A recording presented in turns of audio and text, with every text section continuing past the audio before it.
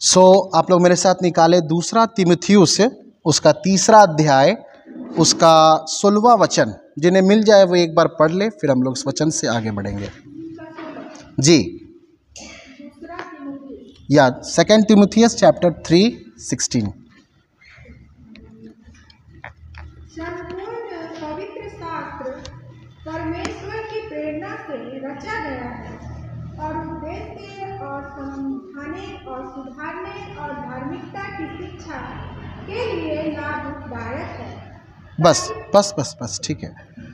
जब हम यहाँ ये वचन को हम लोग देखते हैं मेरे प्रियोस, 2 तीमुथियुस उसका 3 अध्याय उसका 16वां वचन में संपूर्ण पवित्र शास्त्र परमेश्वर का जो ये वचन आपको और मुझको जो मेरे हाथों में दिया गया है ना, वो किसके द्वारा रचा गया? परमेश्वर की प्रेरणा से रचा गया है और उपदेश और समझाने और सुधारने और धार्मिकता की शिक्षा के लिए लाभदायक है। प्रेरणा, इंस्पायर्ड, अगर ग्रीक भाषा में इसको हम देखेंगे तो थियोपनीटोस इसको बोलते हैं।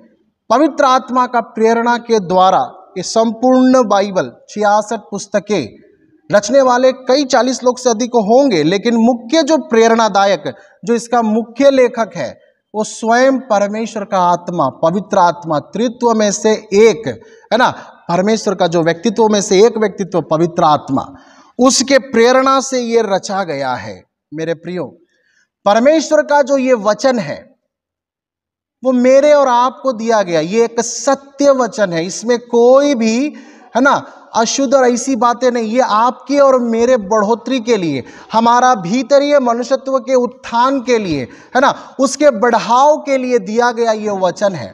ये एक भोजन है हमारा आत्मा के लिए जो हम इसको लेते खाते हैं। हालेलुया। ये परमेश्वर का आवाज है। आप में से कितना लोग इस चीज को समझते होंगे? बाइबल एक ऐसा कोई साधारण पुस्तक नहीं है, ठीक है। कई पुस्तक हम लोग पढ़ते होंगे, नोबेल पुस्तक कई प्रकार के होंगे, लेकिन बाइबल जो पुस्तक है उस कैटेगरी में इसको आप लेकर नहीं चलिए।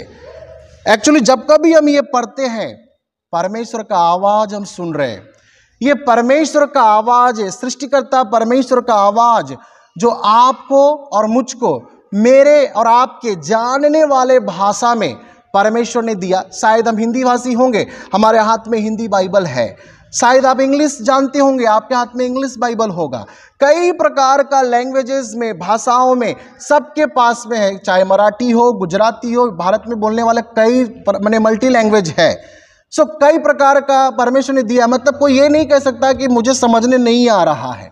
सबके समझने के लिए परमेश्वर ने इतना सरल किया, आपके लिए लिख कर आपको दिया, ताकि आप और मैं परमेश्वर की इच्छा जानने के लिए परेशानी में न पड़े। मेरे प्रियो, परमेश्वर क्या चाहता है मेरा व्यक्तिगत जीवन से हम अच्छा से समझ सके, परमेश्वर ने यह वचन आपको और मुझको ये दिया है।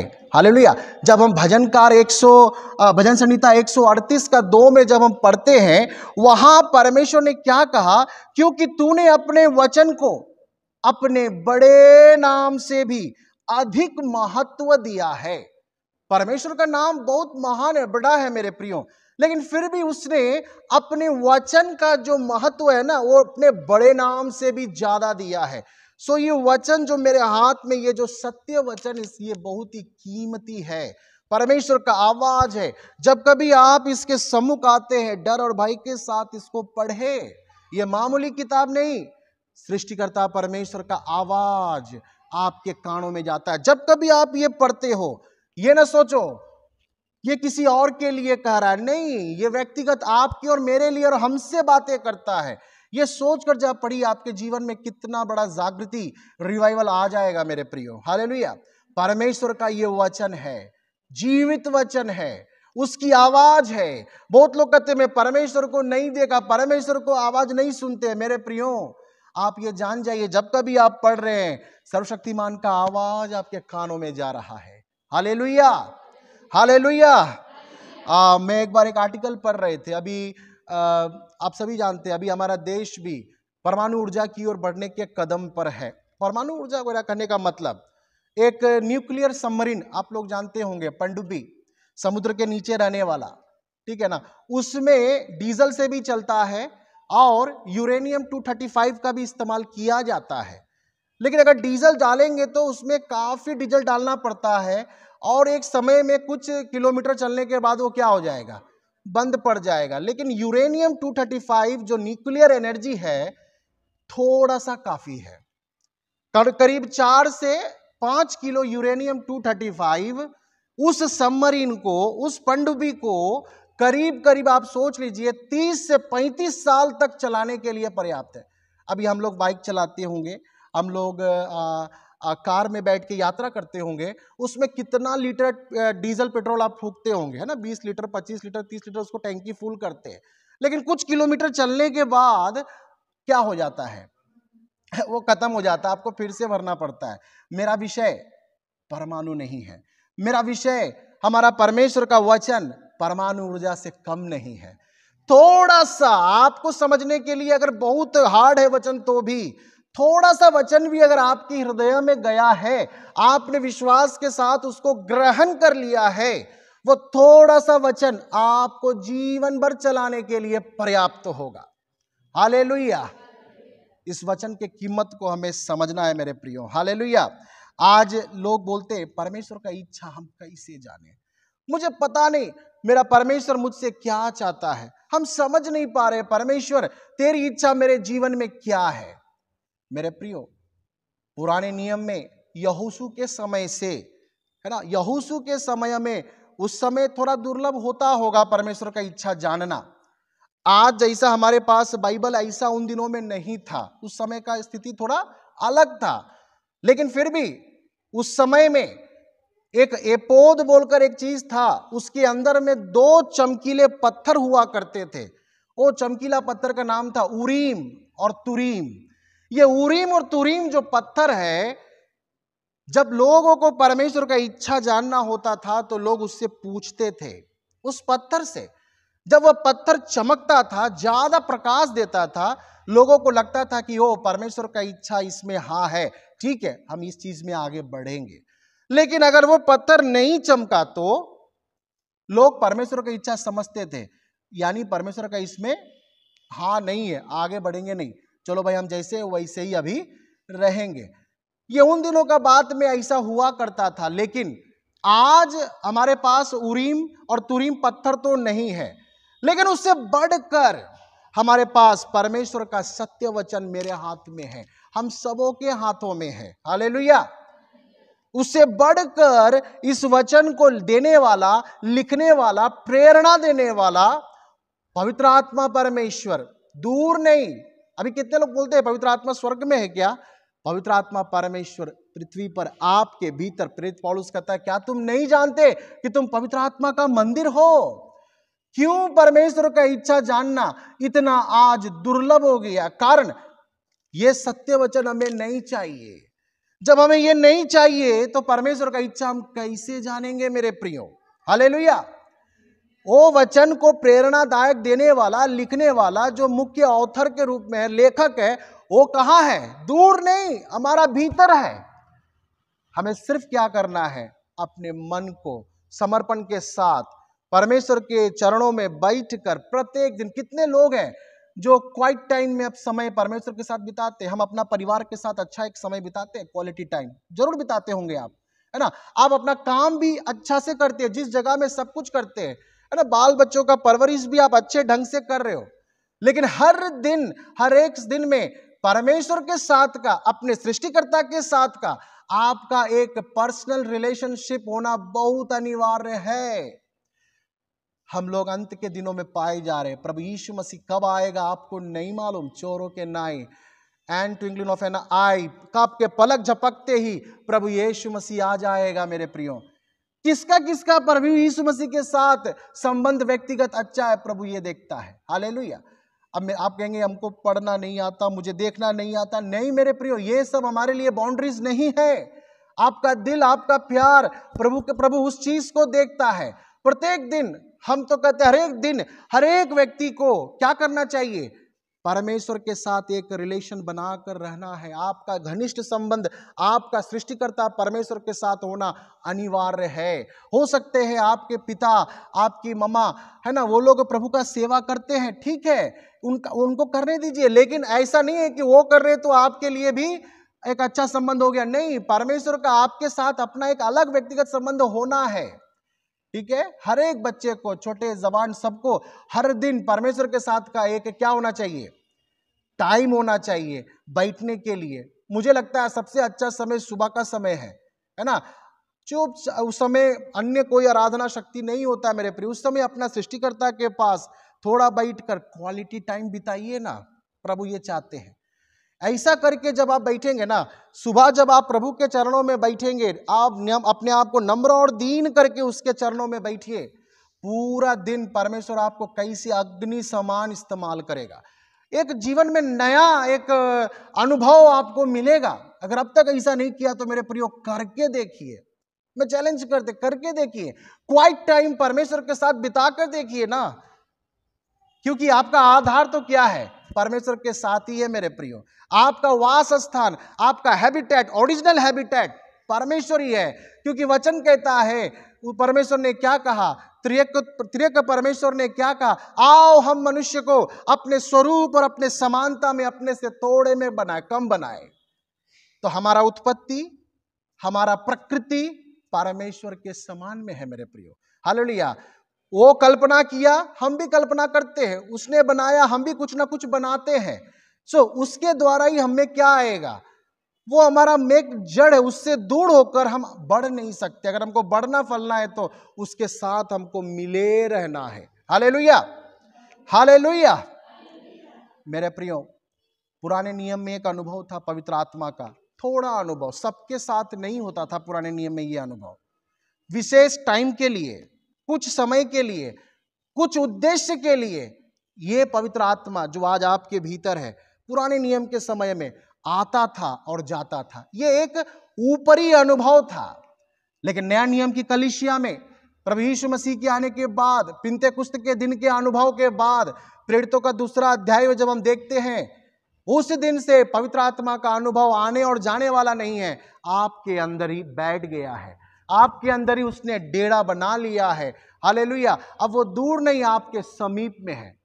अभी हमारे ऊपर ऊपरी अनुभव नहीं है पवित्र आत्मा का, भीतरी अनुभव होना चाहिए। वो हमारे भीतर है मेरे प्रियो। हालेलुया। तब हम ये ना कहें परमेश्वर का इच्छा मुझसे क्या है। हालेलुया।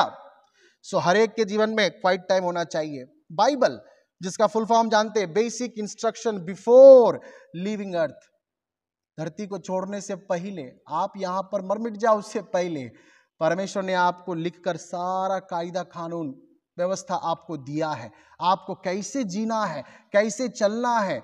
मसीही लोग, प्रभु के पीछे चलने वाले लोग हर चीज नहीं कर सकते, उसके लिए एक मर्यादा है।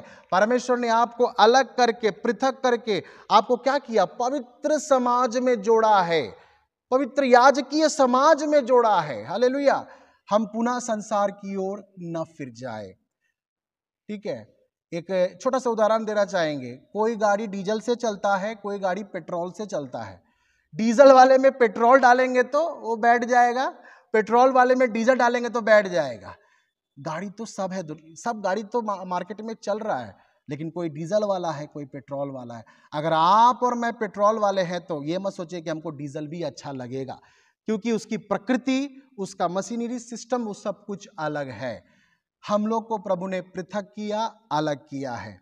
सो परमेश्वर का वचन हमारे लिए, हमारे जीवन में मार्गदर्शक का काम करता है। ठीक है, the Bible is a guide for our life. Bible is a guide for our life. हमारा जीवन में हमारे लिए ये एक मार्गदर्शक का काम करता है। इसीलिए इसके अनुसरण करना आपके लिए क्या होगा, अपने प्राणों को बचाने जैसा का समानता में आएगा। अब हम लोग कहेंगे प्रभु यीशु मसीह, मैं कैसे तेरे इन वचनों को मानूं? कई वचन तो इतने सरल नहीं, मैं उसके पीछे चलूं कैसे, बहुत कठिन है। लेकिन प्रभु यीशु मसीह ने क्या कहा यूहन्ना 14:15 में, if you love me keep my commandments.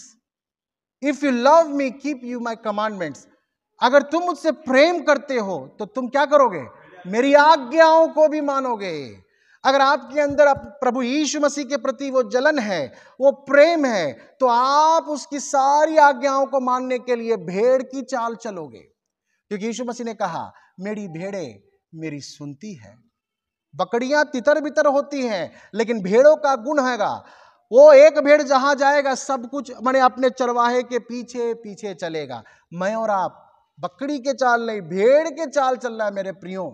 प्रभु यीशु मसीह ऐसा बोलते हैं। मैं एक स्टोरी बताना चाहेंगे पुराने नियम में से, मेरे साथ निकाल लीजिए दूसरी राजाओं का किताब उसका 22वां अध्याय।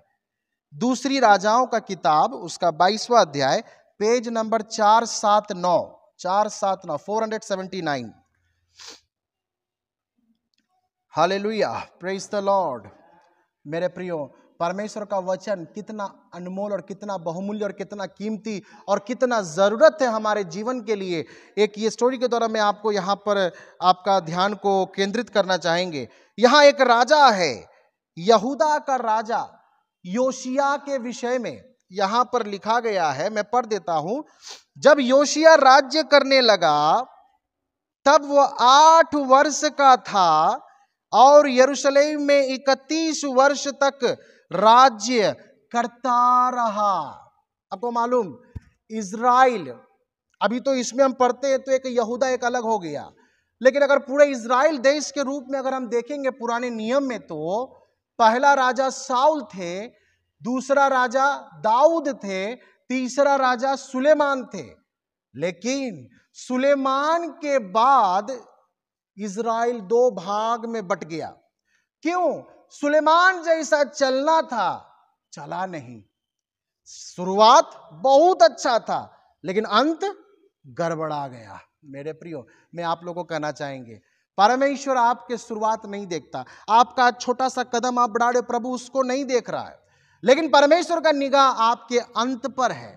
आप अंत कैसे करते हो? क्या मैं और आप प्रेरित पौलुस की तरह बोल सकते हैं मैंने अपना दौड़ पूरा किया है? निश्चय वचन के द्वारा हम समझ सकते हैं सुलेमान ने अपना दौड़ को बीच में ही क्या किया?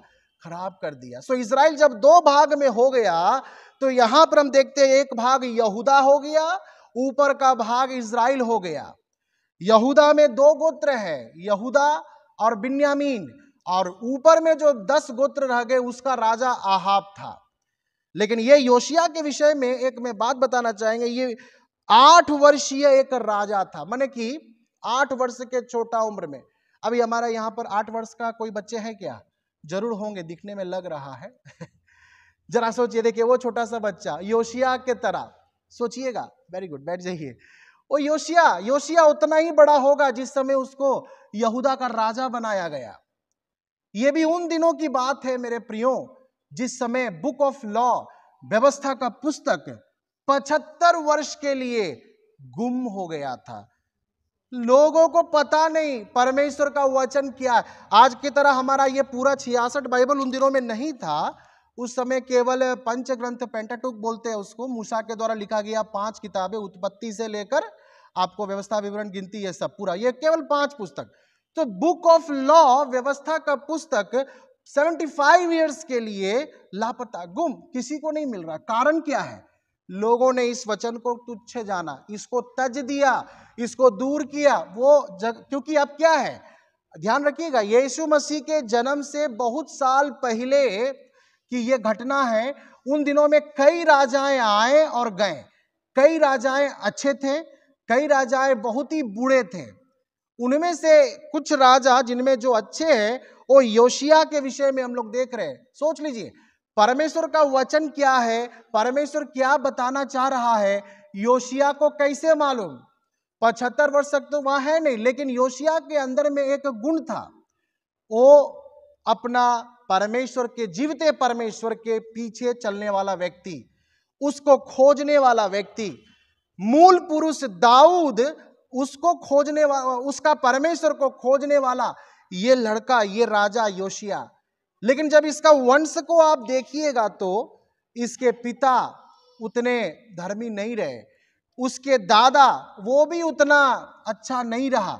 ये मनश्शे राजा और आमोन राजा, मनश्शे राजा जो हुआ ये योशिया का दादाजी हुए, आमोन राजा हुआ ये योशिया का पप्पा हुआ। जरा सोचिए, मनश्शे राजा का जब बारे में हम लोग जब उसको अध्ययन करते हैं, हमें पता चलता है कि मनश्शे राजा जो था उसने वही किया जो परमेश्वर को अच्छा नहीं लगता। ठीक है, उसने परमेश्वर के विपरीत, परमेश्वर के खिलाफ उसने क्या किया, बाल देवता का पूजा किया, अशेरा का मूर्तियां बनाए, है ना, तारे गणों सूर्य चंद्रमा इत्यादि का पूजा करने वाला मनश्शे, परमेश्वर को हमेशा रुष्ट दिलाने वाला, गुस्सा दिलाने वाला, है ना, उसके खिलाफ काम करने वाला, वो जगह जहां परमेश्वर का मंदिर था, उस स्थान पर जिसमें परमेश्वर ने कहा कि मैं अपना नाम रखूंगा यरूशलेम में, उस मंदिर के भीतर वेदी बनाकर उसने न केवल क्या किया, अन्य देवी आराधना पूजा किया, वरन उसमें अपने बच्चे को भी उसने क्या किया, होम किया, बलिदान किया। जरा सोचिए प्रजा कैसा होगा, प्रजा किसका अनुसरण करेगा।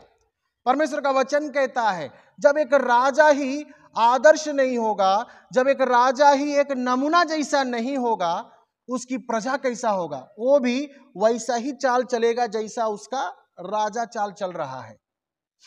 मनश्शे क्या क्या करता है 21वां अध्याय में आप लोग देख लीजिएगा, ज्यादा मैं उसमें डीपली नहीं जाएंगे। सेकंड दूसरा राजा उसका 21वां अध्याय में पढ़ने पर पता चलता है ना, उसने अपने बेटे को होम किया और शुभ अशुभ मुहूर्तों को मानता, टोना करता, ओझा भूत सिद्धि वाले इत्यादि ऐसे ऐसे घृणित व्यवहार किया करता जो परमेश्वर को कतई क्या नहीं है, गवारा नहीं है, पसंद नहीं है। ऐसा काम करने वाला ये मनश्शे था, योशिया का दादाजी ये। हालेलुया। मेरे प्रियो, वचन उसके बारे में कहता है 21:16 में, मनश्शे ने केवल वो काम किया और यहूदियों से पाप कराया जो यहोवा के दृष्टि में बुरा है, वरन निर्दोषों का खून बहुत बहाया, यहां तक कि उसने यरूशलेम को एक सिरे से दूसरे सिरे तक खून से भर दिया। ऐसा दुष्ट प्रवृत्ति का राजा एक यहूदा में था। सोच लीजिए, ये एक ऐसा राजा, ये ऐसा राजा जिसने यशायाह भविष्यद्वक्ता को, हम लोग सुनते हैं ना यशायाह का भविष्यवाणी पुस्तक जो है, उस यशायाह भविष्यद्वक्ता को गर्दन नहीं काटा, कैसे करके मारा, सर से पांव तक आड़े से चीर कर 2 भाग करने वाला, यही वो मनश्शे राजा था। लेकिन परमेश्वर ने जब इसके खिलाफ काम किया, जब इसने परमेश्वर के प्रति अपने मन को कठोर कर लिया, आपको मालूम अश्शूर के सेनापतियों को भेजकर परमेश्वर ने इस मनश्शे को क्या किया, नकेल बांधकर और पित्तल से उसको पूरी तरह से बांधकर उसको बाबिलोन ले गया। ऐसे समय में जब ये मनश्शे राजा कष्ट में पड़ा रहा, तब उसने अपने इज़राइल का परमेश्वर को उसने पुकारा, मन फिराया, दीन हुआ, अपने आप को माने खूब रोया होगा, सोच लीजिए। तब उसको लगा इज़राइल का परमेश्वर ही क्या है, सच्चा परमेश्वर है।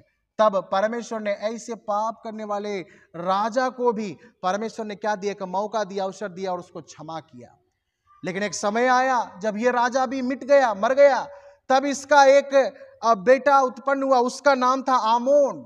लेकिन ये आमोन भी पक्का क्या था, अपने पिता मनश्शे के रास्ते में चलने वाला व्यक्ति था। ये भी वही काम करता जो मनश्शे कर रहा था। मनश्शे ने अपना मन को तोड़ा, रोया पीटा, है ना, उसने पश्चाताप किया, लेकिन उसका बेटा आमोन ने ऐसा नहीं किया। वो उससे भी बढ़कर, माने शेर है तो सवा शेर बोल सकते हो, ऐसा घृणित काम और करने लगा। परिणाम क्या हुआ, उसी के राज महल में द्रोह करके उसके कर्मचारियों ने महल में ही उसको मारा। तब ऐसा समय में जब परमेश्वर का वचन, चूंकि मैं वचन के विषय बोला कि यह सत्य वचन है, ऐसा समय में जब आमोन राजा मर गया, उसका बेटा का उम्र था 8 वर्ष का, उसी का नाम है योशिया। ये 8 वर्षीय योशिया राजा, जरा सोचिए हमारा देश का अगर राष्ट्रपति 8 वर्ष का कोई अगर राष्ट्रपति है हमारा देश में, आप कैसा सोचेंगे। एक बाल लगा, वो बच्चा वहां खड़ा तभी चला गया। तो सोचिए योशिया का उम्र उतना है, लेकिन योशिया के अंदर अपने पप्पा के जैसा कोई गुण नहीं है, अपने दादाजी के जैसा भी कोई गुण नहीं है। इसके अंदर अपना मूल पुरुष दाऊद का परमेश्वर के प्रति जलन, प्रेम और उसका आज्ञा को मानने वाला बात है। लेकिन वो भी तब जब वचन हाथ में नहीं है, अभी तो गुम हो चुका है।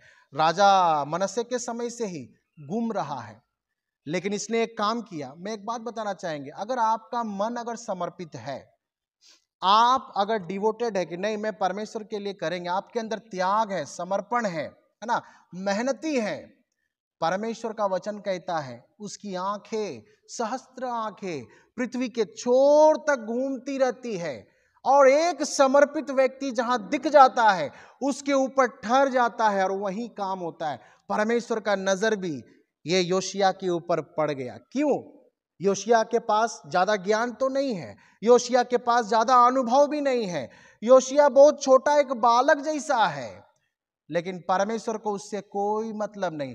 आप चाहे छोटे बड़े लंबे चौड़े, आपका बाहरी रूप रंग परमेश्वर को आकर्षित नहीं करता है मेरे प्रियो।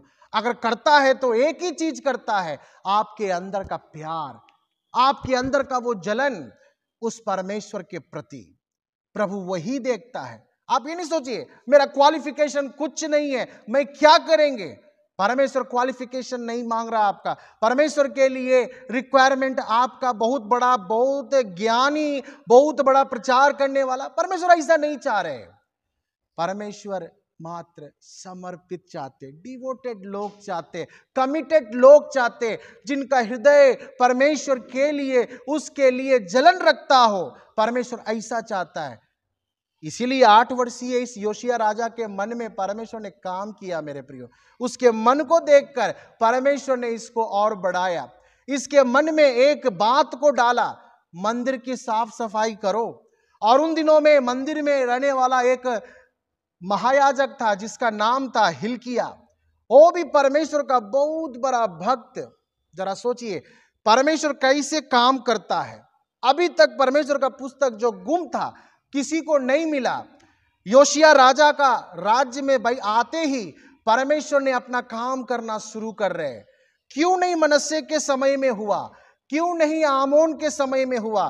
क्योंकि उन्होंने परमेश्वर के प्रति अपने मनों को कठोर किए हुए थे। उनको ये नहीं चाहिए था। परमेश्वर ने, आपको याद रखिएगा एक बात, अगर फिरौन ने अपने मन को कठोर किया तो परमेश्वर ने फिरौन के मन को कठोर कर दिया। मेरे प्रियो, हम इस वचन के प्रति कभी भी उदासीन न होइए, कभी भी इसके प्रति हमारे संदेह नहीं कीजिए। जब इसने हिल्किया महायाजक को मंदिर की साफ सफाई के लिए कर्मचारियों को भेजा, सब कुछ किया, तब आपको मालूम है हिल्किया महायाजक को क्या मिल गया?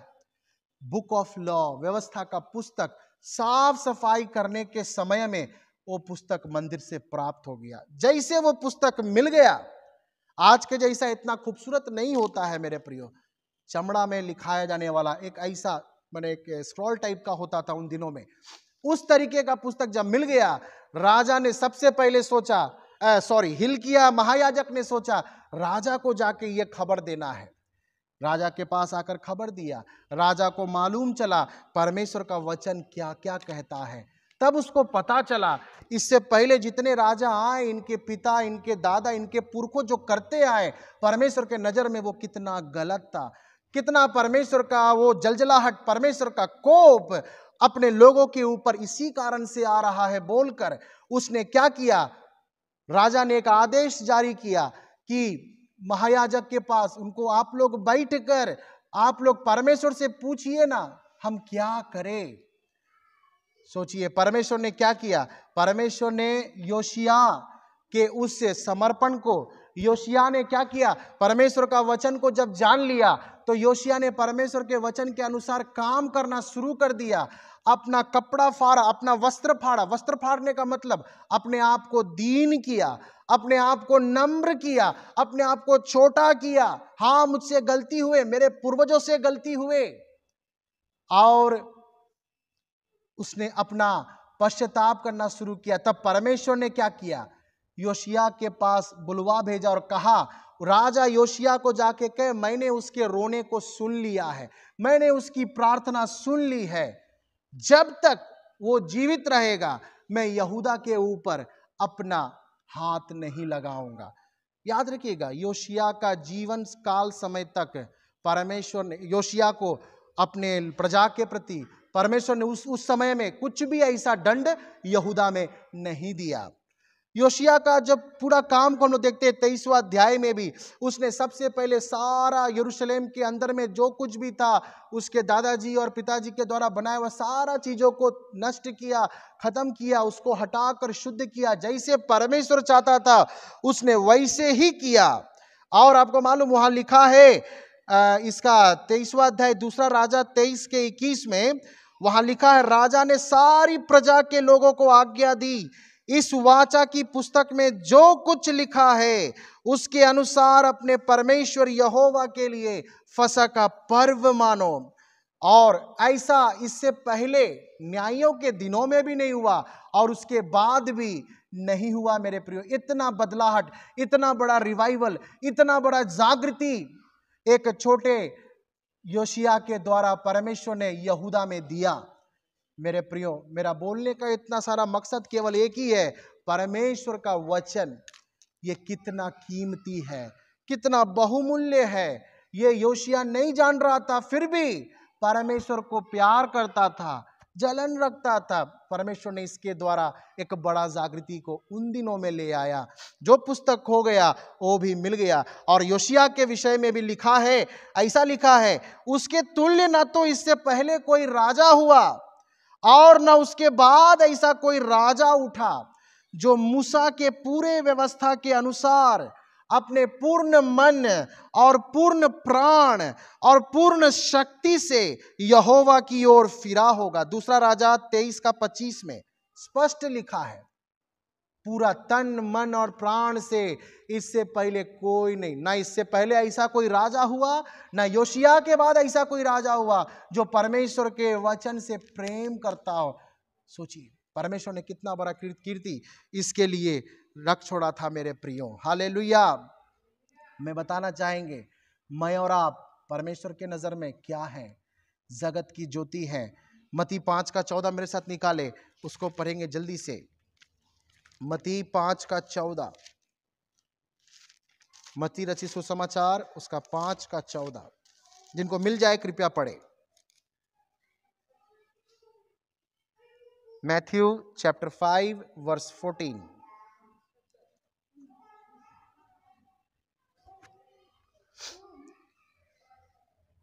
जगत की ज्योति हो, जो नगर पहाड़ पर बसा हुआ है वह छिप नहीं सकता, और लोग दिया जलाकर पैमाने के नीचे नहीं परंतु दीवट पर रखते हैं, तब उसके घर के सब लोगों को प्रकाश पहुंचता है। उसी प्रकार तुम्हारा उजियाला मनुष्य के सामने चमके कि वे तुम्हारे भले कामों को देखकर तुम्हारे पिता की जो स्वर्ग में है बड़ाई करें। आमीन आमीन। सो मेरे प्रियो, प्रभु यीशु मसीह का ये वाणी है, आप और मैं क्या है? जगत की ज्योति है। हालेलुया। यहां पर अब इतना भी ज्योति का चीज देख रहे, ये कहां है? क्या पैमाने के नीचे है क्या? नहीं, ये ऊंचाई में है। ऊंचाई में क्यों है? प्रकाश देने के लिए। अगर आप और मैं दीवट और लैंप है तो हम पलंग के नीचे अगर रहने से दीवट को ज्योति को रखने से प्रकाश आएगा क्या? नहीं। हमें कहां होना है? ऊंचाई में होना है। परमेश्वर ने भी जो बनाया सूर्य तारे गण, ये सब क्या ऊंचाई में जो प्रकाश दे रहे हैं। तब मैं और आप हर एक जगहों में परमेश्वर का ज्योति के समान, हर एक क्षेत्र में जहां परमेश्वर ने आपको रखा है, जिस जगह में रखा है, जिस जगह में आप काम करते हैं, उस जगह के लिए आप ज्योति है। हालेलुया। आपके द्वारा आसपास के लोगों को वो प्रकाश दिखना है। सभी लोग अंधकार में हैं, लेकिन हम सभी भी एक समय में अंधकार में थे, लेकिन प्रभु यीशु मसीह का वचन का बीज जब मेरे हृदय में आया, हालेलुया, मेरा और आपका नया जन्म हुआ। हमारा अंधकार दूर हो गया और हम में हमारा उजियाला, हमारा प्रकाश, हमारा ज्योति आ गया। तो हम में क्या होना चाहिए? अंश मात्र भी अंधकार नहीं होना चाहिए। क्यों लोग हम पर आकर्षित होंगे? मैं एक बात बताना चाहेंगे, प्रचार सब करते हैं मेरे प्रियो, लेकिन प्रचार सुनकर कितने लोगों का मन फिरता है? मेरा और आपका प्रचार आपके आसपास के लोग नहीं सुनते हैं, वे आपके जीवन को देखते हैं, आपका व्यक्तिगत जीवन को देखते हैं, आपका बोलना, उठना, बैठना, उन सब चीजों को लोग गौर कर रहे हैं, वॉच कर रहे हैं। सो मेरे प्रियो, हमारा जीवन में इतना परिवर्तन हो कि लोग हमें वो उजियाला देखकर आकर्षित होने पाए। हमारा परमेश्वर यही चाहता है, हालेलुया, हमारा जीवन ही प्रचार हो जाना चाहिए। यशायाह का जीवन प्रचार था, उसका बच्चे दोनों का नाम भी एक प्रचार ही था यहूदा के लिए। मेरे प्रियो, मैं और आप भी प्रचार होना चाहिए, हमारा जीवन प्रचार होना चाहिए, क्योंकि हमारा जीवन से ही लोग प्रभावित होंगे। इसीलिए मसीह व्यक्तियों को बहुत ध्यान से, चौकसी से हमेशा क्या होना चाहिए? सजग होना चाहिए, है ना। हमारा जो बातें है, वो ज्योति है, वो कभी बुझना नहीं चाहिए मेरे प्रियो। अगर बुझना नहीं है तो क्या होना है? मैं फिर से बोलेंगे, जो शुरुआत में मैंने कहा, हमारा क्वाइट टाइम में जो ज्योति का पिता प्रभु है उसके समीप में बना रहना है, क्योंकि यीशु मसीह ने भी कहा, मुझसे कटकर अलग होकर तुम फल नहीं सकते, तुम बढ़ नहीं सकते। निश्चय पेड़ को जब काटते हैं तो भी कुछ समय हरियाली रहता है, लेकिन अंत में क्या है? वो सूख ही जाएगा। परमेश्वर से दूर हटकर, उसके प्रकाश से दूर हटकर मेरे प्रियो, मैं और आप कभी भी ज्योति जैसा चमक नहीं सकते हैं। Hallelujah, hallelujah. हमें उसके समीप में रहेंगे तो हम चार्ज रहेंगे, हम चार्ज्ड रहेंगे। हालेलुया। उसके साथ बने रहिए, व्यक्तिगत संबंध परमेश्वर के साथ अपना कायम कीजिए। प्रत्येक दिन परमेश्वर का घनिष्ठ संबंध आपके साथ होना चाहिए, प्रभु के साथ आपका परिचय होना चाहिए, आप और मैं अनजान नहीं होना चाहिए। हालेलुया, परिचय होना चाहिए। Praise the lord, hallelujah. So हमें क्या होना है? सामने आना है, छिपना नहीं। अगर आप ज्योति हैं, मैं ज्योति हूं, तो मुझे छिपना नहीं है, मुझे लोगों के पास आना है, तभी हम लोग मेरा प्रकाश को देखेगा। और वचन में जैसा हमने पढ़ा, यहां लिखा है ना, भले कामों को देखकर तुम्हारे पिता की जो स्वर्ग में बड़ाई करेंगे। आप बड़ा प्रचार करके लोग बड़ाई कर रहा, वो बात मैं नहीं कर रहे हैं, लेकिन बाहर का लोग में, अन्य जातियों के बीच में आपका प्रकाश तब चमकता, आपका व्यवहार से, आपका स्वभाव से। कई बार जीवन में आप कुछ निर्णय लेते हैं तो आप थोड़ा समय सोच कर देखिए, क्या मेरा शब्द जो हम बोल रहे हैं वो बोलना जरूरी है कि नहीं? तभी बोलिए, किसी को ठेस नहीं पहुंचाइए, किसी को कष्ट नहीं पहुंचाइए। अब देखिए, परमेश्वर उस जगह में अगर प्रभु यीशु मसीह रहता तो क्या बोलता? ये हमेशा मन में ध्यान रखकर अगर हम सोचेंगे ना, निश्चित तौर पर हमसे ऐसा कुछ भी गलत नहीं होगा मेरे प्रियो। सो पीछे एलिया के जीवन में भी हम देखते हैं, परमेश्वर का आवाज एलिया के पास आया और क्या कहा? तू अपने आप को जाकर आहाब के पास प्रकट कर। आहाब राजा के पास जाकर अपने आप को प्रकट कर, तो मैं मेह बरसा दूंगा। क्यों? आज परमेश्वर का करुणा, परमेश्वर का अनुग्रह कितने लोगों के जीवन में अभी तक नहीं आया। कितने लोग प्रभु यीशु मसीह के बारे में नहीं जानते, उन तक वो मेघ कैसे बरसेगा? जब तक आप और मैं एलिया के समान उनके पास जाकर खड़े नहीं होंगे, अपने आप को प्रकट नहीं करेंगे। इसलिए वचन स्पष्ट कहता है, छिप कर न रहे। कोई भी मसीह व्यक्ति, कोई भी विश्वासी भाई बहन छिप कर ना रहे, या ना सोचे मेरा जीवन में निरर्थक है, कुछ नहीं है। नहीं मेरे प्रियो, सबके जीवन में बुलाहट है, सबका जीवन में परमेश्वर का चाहत है, सबके जीवन से परमेश्वर बड़े काम कर सकता। आप सोचेंगे मैं क्या प्रचार करेंगे, मैं क्या बोलेंगे, ऐसा नहीं सोचिए। आपका जीवन का व्यक्तिगत जो आपका टेस्टिमनी, जो गवाही है ना, औरों के लिए बहुत बड़ा आशीष का कारण बन सकता है। सामरी स्त्री यीशु मसीह से बात करने के समय में उसने जान लिया यही है वो। सामरी नगर में जाकर पूरा सामरी नगर में उसने ऐसी यीशु मसीह के विषय में प्रचार किया। प्रचार क्या किया? उसने अपना जो भी टेस्टिमनी, गवाही उसने दे दिया। सभी लोग विश्वास में आ गया। मेरे प्रियो, परमेश्वर को क्या चाहिए? आपका समर्पण चाहिए, है ना, आपका प्रेम चाहिए। परमेश्वर इतना ही चाहता है। अगर आप इस चीज को एक्सेप्ट करते हैं तो निश्चित तौर पर एलिया के समान अगर आप खड़े हो जाते हैं तो आपके लिए जो करमेल का जो पर्वत है आपका स्थान है, आपका काम करने का जगह है। आप जहां आते जाते, जहां आप पढ़ते पढ़ाई करते हैं ना, जहां आप बैठते, वही जगह आपका करमेल है। वहीं आप चुनौती दे सकते हो, वहीं आप लोगों को बोल सकते हो। हालेलुया। वहीं आपका जीवन को प्रदर्शित कर सकते हो। हालेलुया। परमेश्वर आपको बहुत आयत से इस्तेमाल करेगा मेरे प्रियो। मैं अंत में एक बात कहकर मैं समाप्त करेंगे 5 मिनट में। गवाह होने के लिए प्रभु ने हम सबको बुलाया है। हालेलुया। मैं इस वचन को भी पढ़कर जल्दी से समाप्त करेंगे, ज़्यादा समय मैं नहीं लेंगे। प्रेरितों के काम उसका पहला अध्याय उसका 8वां वचन में मैं पढ़ देता हूँ। प्रेरितों के काम उसका पहला अध्याय उसका 8वां वचन में लिखा है, परंतु जब पवित्र आत्मा तुम पर आएगा तब तुम सामर्थ्य पाओगे और यरूशलेम और सारे यहूदिया और सामरिया में और पृथ्वी के छोर तक मेरे गवाह होगे। परमेश्वर एक स्थान के लिए नहीं, परमेश्वर आपको दूर दूर ले जाएगा मेरे प्रियो। लेकिन एक सामर्थ्य का बात कहा, पवित्र आत्मा का वो अभिषेक जो हम दूसरे अध्याय में देखते हैं, जो पिन्तेकुस्त के दिन में आग के जीभ के नाई 120 चेलों के ऊपर आकर उतर गया, आग के जीभ के नाई बैठ गया। ये अभिषेक चाहिए, ये अभिषेक हम में से सबको चाहिए।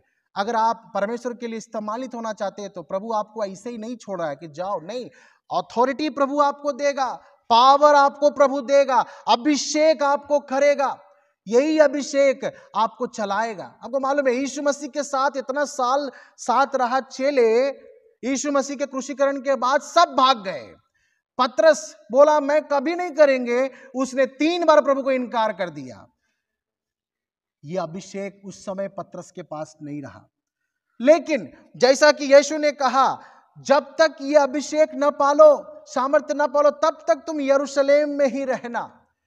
जब यह मिल गया तो यही पतरस जो 4-5 लोगों के साथ डर रहा था, कैसे में प्रभु के बारे में बताएंगे, डर था उसके अंदर में, डर की आत्मा थी।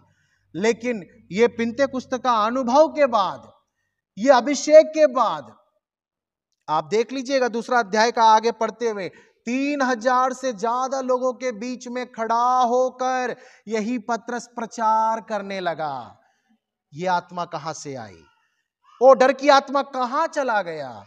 अगर परमेश्वर का बुलाहट, परमेश्वर का नियुक्ति कोई खुद से निकल नहीं जाता है, परमेश्वर नियुक्त करके भेजता है, परमेश्वर ही भेजता है। अपना पावर, अथॉरिटी आपके ऊपर देकर, अपना छाप देकर आपको भेजता है, जा। याद रखिए, एक अभिषिक्त दास और समर्पित लोग, बोलने वाला अभिषिक्त हो और सुनने वाले के अंदर समर्पण हो, पवित्र आत्मा का काम होता है। आज भी 3000 ऐसा लोग प्रभु में आ सकता है मेरे प्रियो, पवित्र आत्मा का काम होता है। मैं एक स्टोरी बताएंगे, आप में से कितने लोगों को ये पता होगा, नहीं होगा, लेकिन बहुत ही दुखद घटना केरल में हुआ। एक हादसा, एक पेंटाकोस्टल परिवार, मसीह लोग, ऐसा उसका बच्चे ने क्या किया, अपने पिताजी का हत्या कर दिया। मेरे प्रियो, मैं एक बात बताना चाहेंगे, विश्वासियों के बीच में, आप लोगों के अंदर एक बात होना चाहिए, अभी से अपने बच्चों के लिए विशेष केयर कीजिए, विशेष प्रार्थना कीजिए, उपवास लेकर प्रार्थना कीजिए, अभिषेक मांगिए। आज आपके बच्चे छोटे हैं, आप उनको टेक केयर कर रहे हैं, लेकिन जब बच्चे आपके बड़े हो जाएंगे, हरदम आपके साथ नहीं है ना, पढ़ाई के लिए उसको बाहर जाना है ना, बाहर आप उसको भेजेंगे ना, उस समय आप तो साथ में है नहीं, तब उसके साथ क्या होना चाहिए? परमेश्वर का अभिषेक। यह अभिषेक उसको कभी भी भटकने नहीं देगा। ये जानकर बहुत ही दुख होता है, विश्वासी परिवार में, पेंटाकोस्टल फेथ में रहने वाले ऐसा परिवार में एक बेटा कैसे बढ़ गया, और वो उसके माता ने भी किस तरीके से उसको, उसके हर बातों को छिपाया। वो बेटा डॉक्टरी का अच्छा पढ़ाई करके चाइना से आया, है ना, अच्छा एजुकेटेड पर्सन, लेकिन अंदर ही उसको क्या हो गया, चाइना में होने के समय में कुछ गलत संगति और कुछ गलत आराधना शक्ति, एविल माने शैतानिक बातों में वो जुड़ गया था। उसके दिमाग को उसने ऐसा खत्म किया, उसने एक ही दिन में अपने जन्म दिए हुए पिताजी को हत्या कर दिया। आप सोच नहीं सकते मेरे प्रियो, ये अंत के दिनों में हम सभी पाए जाते हैं। अगर हम जड़ा से भी परमेश्वर के वचन से दाएं और बाएं चले जाते हैं तो आपके अंदर पाप का छल आकर कब आपको कठोर करेगा आपको मालूम ही नहीं चलेगा, कब मेरे अंदर ये हो गया। इसीलिए हमेशा हम कहते हैं शैतान हमेशा दोषी नहीं है, आप और मैं ही दोषी हो जाते हैं कई बार, क्योंकि हमें क्या नहीं चाहिए, ये सत्य का वचन हमें नहीं चाहिए। तब पाप का छल जो हमसे ज्यादा दूर नहीं बगले में है, वो हमारे अंदर प्रवेश करके हमसे ये सब कराता है। तो मैं कहने का मेरा मतलब केवल इतना ही है, अपने बच्चों के लिए प्रार्थना कीजिए, अपने बच्चों के लिए विशेष प्रार्थना कीजिए। आज आपके साथ है, कल वो कहीं और जाएंगे, इसीलिए अभिषेक के लिए प्रार्थना कीजिए।